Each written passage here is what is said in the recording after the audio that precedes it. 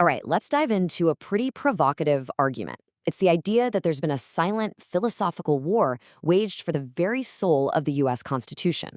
We're talking about a clash of two totally different worldviews. And according to the analysis we're breaking down today, the outcome has fundamentally reshaped the entire nation. So let's start with a warning, straight from founding father James Wilson. The analysis we're digging into argues that this isn't just some dusty old quote. Nope. It's actually the key to understanding a massive shift in American law and culture that would come much, much later. The source we're looking at makes a really bold claim that a silent coup has taken place. Not a coup with soldiers and tanks, but a quiet transfer of the entire philosophical foundation of the country. A huge claim, right? So let's see how the argument is actually made. Okay, first up, a tale of two visions. The whole core of this analysis is that America's story is really about two competing and, as we'll see, totally incompatible worldviews fighting for control. And to really see this conflict in black and white, the analysis puts two key documents side by side, the Declaration of Independence and the 1933 Humanist Manifesto. Let's look at where they just fundamentally disagree. And right off the bat, a massive split. The Declaration, of course, talks about a universe created by nature's God. The Manifesto, however, says the universe is self-existing and not created. Now, the analysis argues this is the critical first step. Why? Because if you remove the creator, you remove the ultimate source for reality and the ultimate source for law. Next up, what about us? What are people? The Declaration says we're created equal, which implies there's a fixed, shared human nature. But the Manifesto sees us as just part of a continuous evolutionary process. According to the source, this completely dissolves the idea of a fixed human nature, which was the very anchor for the idea of fixed, unalienable rights. And that brings us to the most crucial point. Where do our rights come from? In the Declaration's view, they're permanent, they're gifts, they're endowed by a creator. But in the Manifesto's view, they're just things we make up based on human need and interest. This, the analysis argues, is a game changer. It transforms rights from this permanent shield you have against the government into something the government can change and redefine whenever it wants. So if these two worldviews are like oil and water, how on earth did one manage to basically replace the other?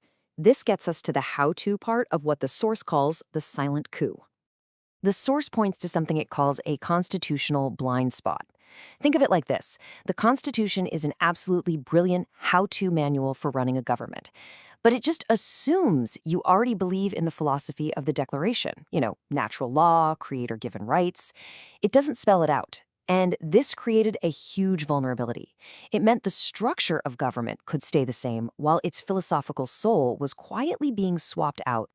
And this didn't happen overnight. This timeline from the source shows how it was a slow creep. It kind of kicks off in the late 1800s with a new legal theory that says law is just whatever the powerful say it is. Then, thinkers like John Dewey start to reshape education around these new ideas. By 1933, you get the Humanist Manifesto. And by 1961, you even have the Supreme Court acknowledging secular humanism as a religion in a footnote. So the analysis really boils this whole takeover down into three pretty clear steps. First, the ideas changed in the universities. Second, those new ideas got baked into the public school system. And third, the court started interpreting the law through this new humanist lens, all while calling it the neutral position. Now, this is where it gets really clever. The argument is that a key tactic was to just change the meaning of words. You can see it here. The original idea of equality, being equal before God and the law, was slowly swapped for equity, which is all about state-managed outcomes. Rights that come from God became entitlements handed out by the state. According to the source, this wordplay was absolutely crucial. The analysis points to 1947 as a huge turning point. In a case called Everson v. Board of Education, the Supreme Court took the phrase wall of separation, which was just a metaphor from a private letter by Thomas Jefferson, and turned it into constitutional law. The source claims this is what really kicked off the process of reinterpreting the First Amendment away from just preventing a national church to preventing almost any religious idea from being in the public square. So let's bring this all together. What are the consequences of all this? And what does the analysis actually propose as a way to fix it? This chart does a great job of showing the source's main point. The courts started treating theism, belief in God, as a sectarian belief, something you have to keep private. At the same time, they treated humanism, which has its own set of beliefs about the universe, as the neutral public default. The argument is, that's not neutral at all. It's effectively establishing a new state-sponsored belief system. So how could this be turned around? Well, the analysis lays out a whole list of specific legal and policy fixes. Things like reforming how universities are accredited so they can't have ideological litmus tests. It also talks about restoring equal protection to be about individuals, not groups. The whole idea is to try and rebuild what it sees as the original viewpoint-neutral framework of the law. And that brings us to the source's powerful conclusion. It argues that a lot of the intense cultural debates we see today, they aren't just some passing political fad.